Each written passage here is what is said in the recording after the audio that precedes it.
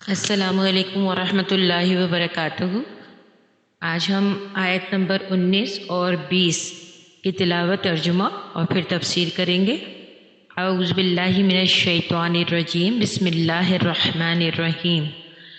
کصیب من السماء فیہ ظلمات ورعد وبرق یجعلون اصابعهم فی اذانهم من الصواعق حذر الموت واللہ محیط بالکافرین۔ یکاد البرق یخطف ابصارهم کلما اضاء لهم مشوا فیہ وَإِذَا أَظْلَمَ عَلَيْهِمْ قَامُوا وَلَوْ شَاءَ اللَّهُ لَذَهَبَ بِسَمْعِهِمْ وَأَبْصَارِهِمْ إِنَّ اللَّهَ عَلَى كُلِّ شَيْءٍ قَدِيرٌ۔ صدق اللہ العظیم۔ میں اللہ کی پناہ مانگتی ہوں شیطان مردود سے۔ شروع اللہ کے نام سے جو بہت مہربان اور نہایت رحم والا ہے۔ یا جیسے زوردار بارش آسمان سے، اس میں اندھیرے اور گرج اور بجلی ہے۔ وہ ڈال لیتے ہیں انگلیاں اپنے کانوں میں بجلی کے کڑاکوں سے بچنے کے لیے، موت سے، اور اللہ گھیرنے والا ہے کافروں کو۔ قریب ہے بجلی کی چمک کہ وہ اچک لے نگاہیں ان کی، جب کبھی وہ روشنی کرتی ہے ان کے لیے وہ چل پڑتے ہیں اس میں، اور جب وہ اندھیرا کرتی ہے ان پر وہ کھڑے ہو جاتے ہیں۔ اور اگر چاہے اللہ البتہ وہ لے جائے کان ان کے اور آنکھیں ان کی، بے شک اللہ اوپر ہر چیز کے بہت قدرت رکھنے والا ہے۔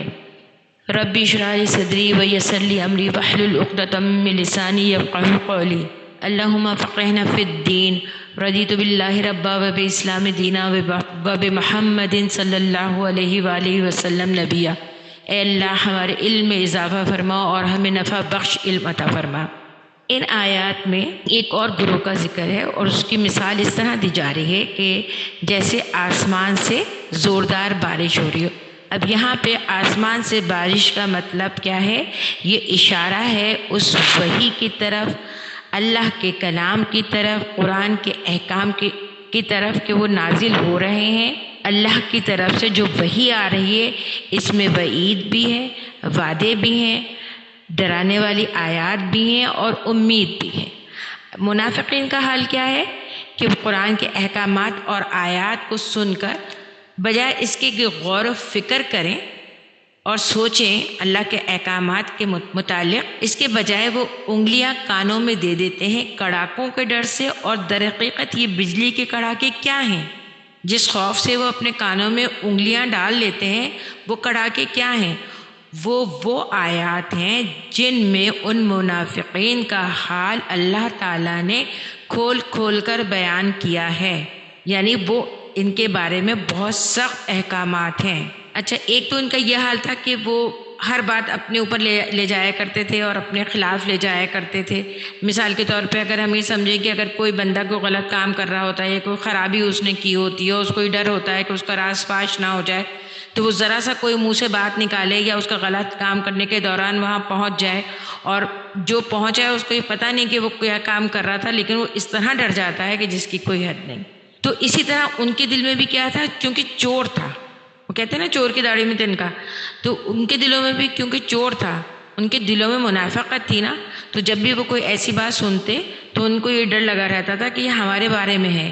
اسلام کے احکامات کو اپنے لیے موت سمجھتے تھے، مطلب یہ سمجھتے تھے اگر ہم نے ان احکامات پر عمل، کیونکہ مشکل، ظاہر بات ہے جو حق کا راستہ ہے وہ تھوڑا مشکل ہے نا، کہ آپ جھوٹ نہیں بولیں گے، آپ سود نہیں لیں گے، آپ مختلف اور برے کام نہیں کریں گے، تو کیا ہے وہ اس چیز کو اپنی موت سمجھتے تھے۔ لیکن اللہ نے کیا کہا؟ اللہ گھیرنے والا ہے کافروں کو۔ ایک تو اللہ ڈھیل دیتا ہے، پھر ڈھیل دے کے اللہ تعالیٰ گھیر لیتا ہے۔ آیت نمبر 20 میں وہ کہتے ہیں کہ وہ یہ بات کہتے ہیں نا ہم کہ بجلی چمک رہی ہو تو اس کی طرف نہیں دیکھنا چاہیے کیونکہ نظر جانے کا خطرہ ہوتا ہے، کیونکہ ایک دم اس کی چکا چوند جو ہوتی ہے وہ آنکھوں پہ پڑتی ہے۔ اسی طرح ہم سورج کو لگاتار نہیں دیکھ سکتے۔ قریب ہے کہ بجلی ان کی نگاہوں کو اچک لے کیونکہ ان کی نگاہیں کمزور ہیں۔ ان کی نگاہیں کو کمزور کیوں کہا گیا ہے؟ یعنی ان کی نگاہیں اس لیے کمزور ہیں کہ یہ حق ان کو نظر ہی نہیں آتا۔ خواہ کتنے بھی حق کے دلائل دے لیں، یہ کائنات بھری پڑی ہے دلائل سے، لیکن ان کو نظر نہیں آتا، اس لیے یہ ہدایت، ایمان اور اسلام کے نور کو برداشت نہیں کر پاتے۔ ان کے لیے مطلب کوئی یعنی کہ وہ کیونکہ اس راستے پہ چلنا ہی نہیں چاہتے، وہ اپنے کانوں میں انگلیاں ڈال لیتے ہیں اور وہ حق کو دیکھنا نہیں چاہتے، وہ اس سب چیزوں کو برداشت نہیں کر سکتے۔ قرآن کا جب کوئی ایسا حکم آتا ہے جس میں انہیں کوئی فائدہ نظر آئے، یعنی جہاں پہ ایسا لگتا ہے کہ ان کو کوئی فائدہ ملے گا، تو بظاہر تو وہ کچھ عرصے کے لیے ایسا کرتے ہیں، اس پہ عمل کرنا شروع کر دیتے ہیں، لیکن جب دیکھتے ہیں کہ ظاہری بات ہے ایک عمل یوں تو ہمیں آسان لگ رہا ہے، لیکن جب ہم اس میں آگے بڑھتے جاتے ہیں تو مشکلات بتدریج آتی جاتی ہیں، تو پھر کیا کرتے ہیں یہ لوگ؟ اس مشکل کے وقت کو پھر وہیں کھڑے ہو جاتے ہیں، آگے نہیں بڑھتے۔ جیسے مثال کے طور پر اگر ان کو کہا جائے کہ کسی جنگ میں شریک ہو جاؤ تو وہ اس میں نہیں آگے بڑھتے، وہ خوف کھاتے ہیں، وہ کہتے ہیں کہ اگر ہم جنگ پہ گئے تو ہم مر جائیں گے، اس سے بہتر تو ہم گھر میں بیٹھے رہیں۔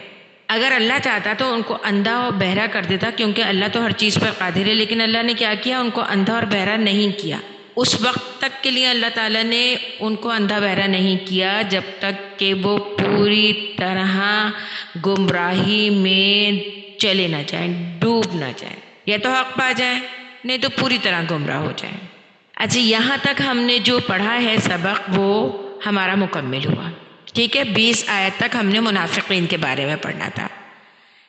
یہاں پر 13 آیتیں ہماری مل کے ہو گئیں منافقین کے بارے میں، منافقین کے مختلف گروہوں کا بیان ہم نے پڑھا۔ اب اللہ تعالیٰ آگے کی 5 آیات میں جو اسلام کے بنیادی عقائد ہیں ان کی تفصیل بیان فرما رہے ہیں، جو انشاءاللہ العزیز میں کل انشاءاللہ تعالیٰ پھر جو 5 آیتیں ہیں وہ کوشش کروں گی پانچوں کی پانچوں میں کروا دوں، نہیں تو کل کچھ آیات کرواؤں گی اور پھر عید کی چھٹیاں ہو جائیں گی وینسڈے سے، پھر میں منڈے سے کلاس میں آؤں گی انشاءاللہ، تو پھر انشاءاللہ العزیز آگے ہم پھر کنٹینیو کریں گے۔